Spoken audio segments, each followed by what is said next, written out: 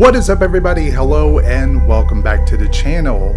Today's video we are going to be doing a review on the brand new Pet Sematary.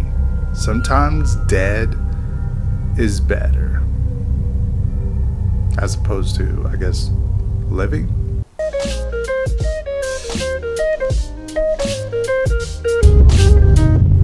Pet Sematary tells the story of Dr. Lewis Creed and his wife Rachel relocates from Boston to rural Maine with their two young children. The couple soon discovers a mysterious burial ground, because everybody has those, hidden deep in the woods near their new home.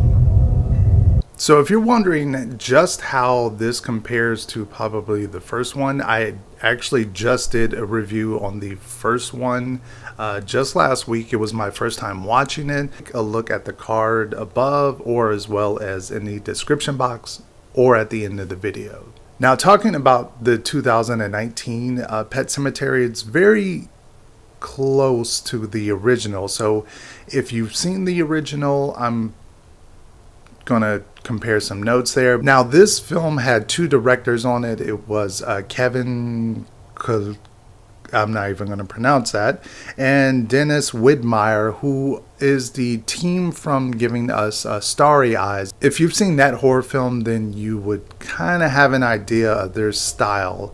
So let's get to what is good about Pet Sematary.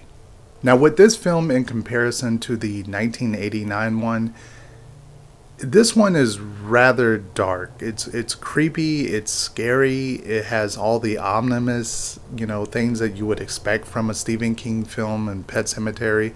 It's not quite the quality that we're getting with the It Chapter 1 and I would hope Chapter 2, but it's a nice, refreshing kind of take. They do change and swap out some certain things that go on a little bit more in the middle act and the third act.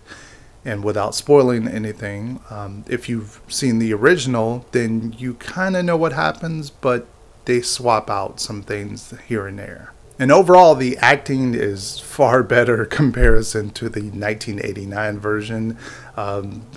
Jason Clarke does a really good job as Lewis. Amy does a good job as Rachel.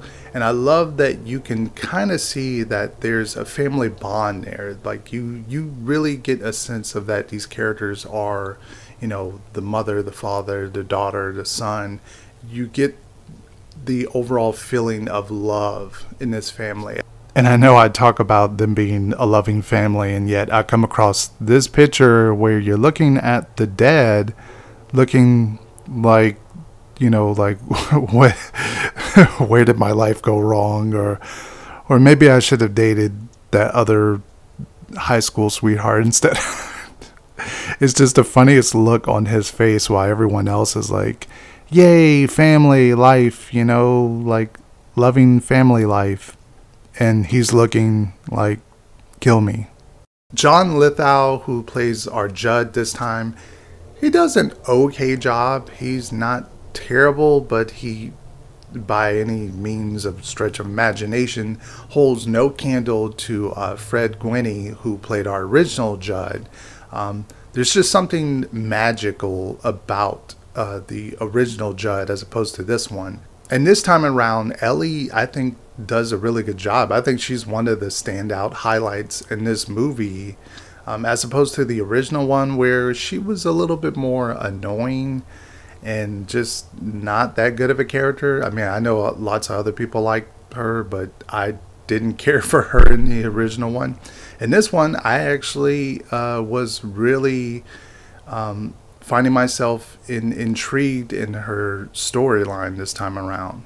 And overall, all of the scariness and the darkness that happens in this movie, far superior in this movie. They do a really good job of setting where it goes towards the end. And if you want to, after you've seen the movie, of course, go onto IMDb and look at the trivia section for this film.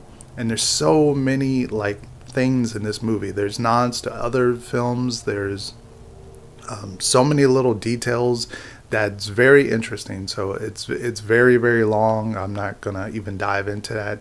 But after you've seen the movie, go check out the trivia thing on IMDb. It's rather interesting.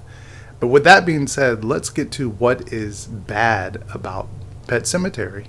And really, there's not much I can say that's bad about the movie. It's scary. It's got some dark elements. It can get pretty dark and depressing a little bit later on, especially after you've seen what happens in that middle act and the third act.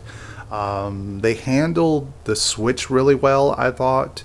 I don't think there's really anything bad about the movie. I just think it's not a high level horror film. And this one doesn't quite do a good enough job at that. Not that it's bad by any means, but it's like an average horror facelift, if that makes any kind of sense. And you'll have to forgive me, I did not read the original book, so I do not know if this is closely regarding that. Like, does it follow it all pretty much 100%? And the fault is with the book itself, but the characters do the same dumb things. And I think if you're a logical person and you're looking at this from a logical sense, a majority of this movie is just kind of dumb when you think about it. A lot of the choices made are just dumb. But if you're willing to kind of forego that and not pay attention to that and just kind of sit back and enjoy a nice average horror movie, I think Pet Sematary will do the job. That is it. That is my review on the brand new Pet Sematary. If you've seen it, did you like it? Did you hate it? What did you think about it? Leave it down in the comment section, as well as leave this video a thumbs up and subscribe to the channel if you haven't already. We are knocking on 4K. Almost there. Thank you guys for the support. Thank you guys for all the comments, the likes, the love. Thank you guys. And yeah, that's it. Peace out. Breathing for you.